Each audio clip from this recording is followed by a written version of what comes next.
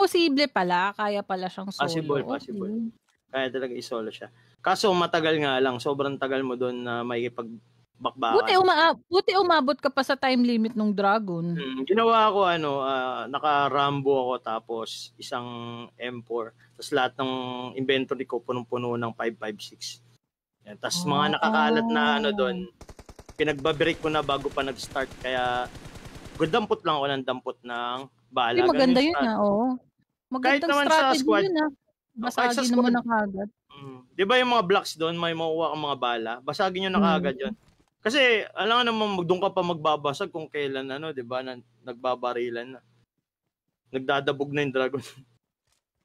Yun nga pala, pag yung dragon naman, guys, nag-stamp, magkakaroon ng bilog sa area yon, kailangan yung tumalon or umalis doon sa bilog na area.